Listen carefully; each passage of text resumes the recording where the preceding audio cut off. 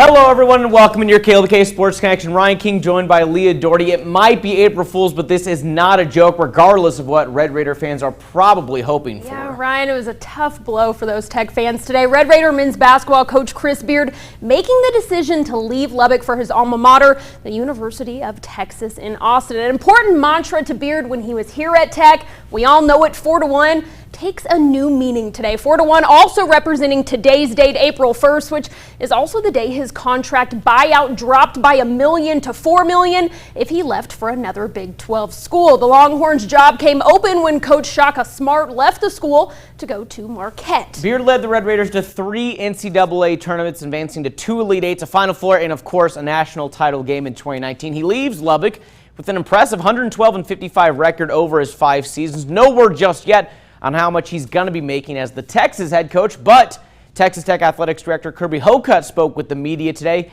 and it's fair to say he's frustrated with the situation.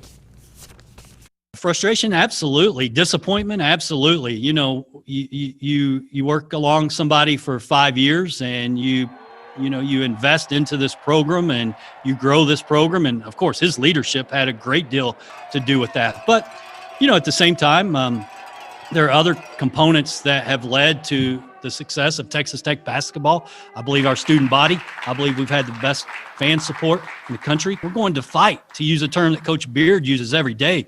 You get in the fight. We've been in the fight for 5 years, and the fight's not over. And you have somebody that then walks away to go to an in-conference school, an in-state school. Absolutely, that frustrates you. Heck yeah, it does. If we're honest and loyal and sincere about talking about getting in the fight, and you're in the fight every day, yeah, frustration would be a kind word to summarize it.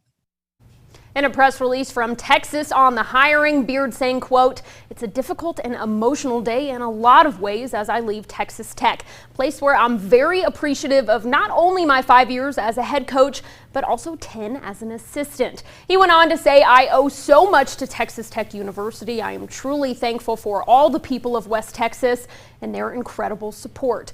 Thank you. You provided memories that will last a lifetime." The reactions didn't stop with just former players, of course. Current Texas Tech players announcing their plans, at least a few of them. Kyler Edwards took to Twitter shortly after the announcement to say he was thankful for his experience at Texas Tech and is looking forward to his next chapter. Kevin McCullough, not as clear, tweeted, "Well, decisions to be made." Marcus Santos Silva tweeted, "Thank you for being a part of the program," and has entered his name into the transfer portal. We will have an update on any roster changes, of course, as they happen. Now looking ahead, Texas Tech has to think about who the next head coach is going to be. Yeah, and one of the candidates is actually already right here in Lubbock, the defensive mind of Tech basketball, Mark Adams, who's still on the team's website listed as the associate head coach. Now, Adams has been working with Beard since 2015. He's a Tech grad and has head coaching experience. Over his 23 seasons as a head coach, he holds a 552 to 244 record.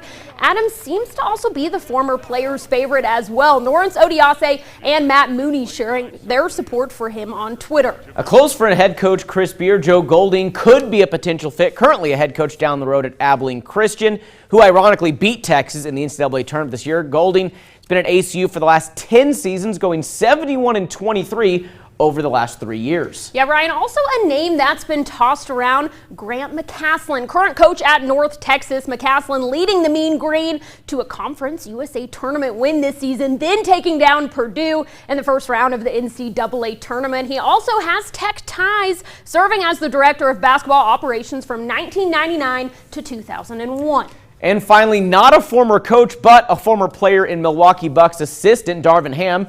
Ham graduated from Texas Tech in 1996 before playing in the NBA. The former Red Raider has spent the last 3 seasons with the Bucks, who in 2019-2020 had their best record in almost 50 years. Now to some lighter news, live sports as the number 4 Texas Tech baseball team opened up at the Kansas State Wildcats, already up 5-1 in the 7th.